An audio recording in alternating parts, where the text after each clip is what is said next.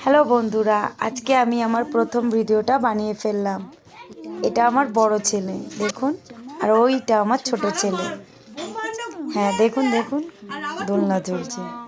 এই আমি আমার এবার বড় ছেলেকে খাওয়াতে বসে গেছি। ওর খাইয়ে, ওর একটু খাওয়ানোর সময় খুবই কষ্ট হয়। ওর খাওয়ানো হয়ে গেছে, এবার আমি ওর বিছানাটা করে ওকে রেখে আমি আমার বাকি কাজগুলো সেরে নেবো। ওর মানে সবসময় ওর বিছানাটা ভালো করে দিতে হয়। এবার ওর একটা সবসময় তো প্যান্ট পরিয়ে রাখা সম্ভব নয়, তাই একটা কাপড় সবসময় রেখে দিই আমি সামনে। এবার আমি শুয়ে রেখে দিয়েছি ওকে। ওকে রেখে এবার আমি আমার রান্নাঘরে চলে যাব। এই যে দেখুন, রান্নাঘরে চলে এসেছি, রান্না হচ্ছে।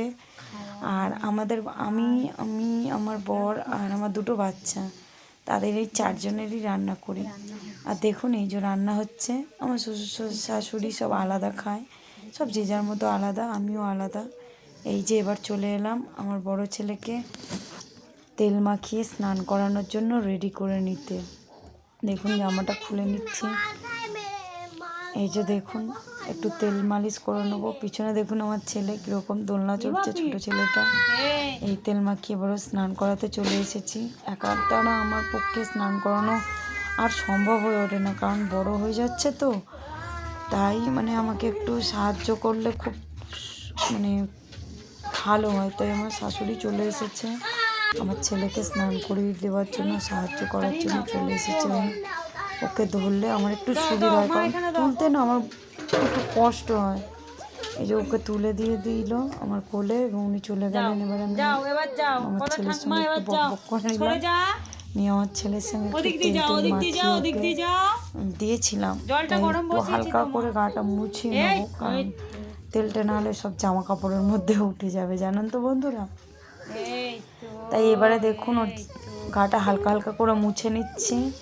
নিয়ে এবারে আমি ওকে জামা পরানোর জন্য চলে এলাম। জামাটা পরিয়ে নিয়ে দেখুন না, গরম জলে স্নান করেছি না, ওখানটা একটু কষ্ট হয়েছে।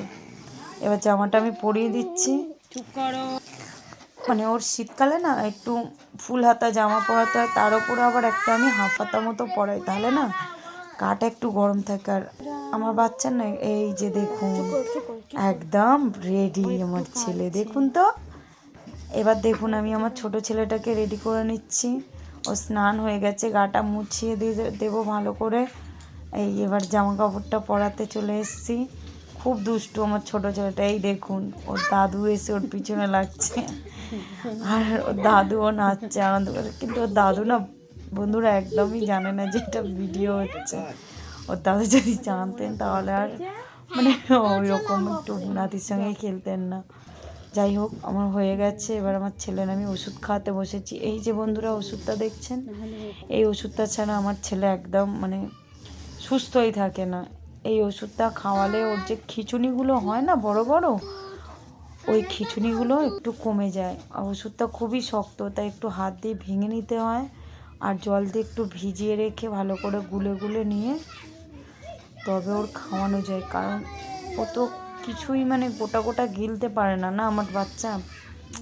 তাই ওকে সব কিছু আমি ওরকম গুলে গুলেই খাইয়ে দিই। ওই ওষুধটা খাইয়ে দিলাম। ওষুধটা অতিরিক্ত তিতো, জানেন তো বন্ধুরা, এতটা তিতো যে আমার বাচ্চা মুখ টুক কীরকম করে। ওটাই দেখুন বন্ধুরা, বাকি জলটা আমি খেয়ে নিলাম। আর একটু সকাল থেকে অনেক কাজ বাজ হয়ে গেছে, তাই খাওয়া দাওয়া হয়নি, একটু জলটাও খেয়ে নিলাম। এই দেখুন রেডি করে ছেলে শুয়ে দিয়েছি বিছানার মধ্যে। ছোট ছেলেও বসে গেছে।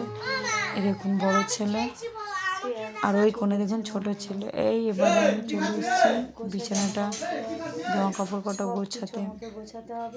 গোছাতে হবে ওই জামা কাপড়গুলো।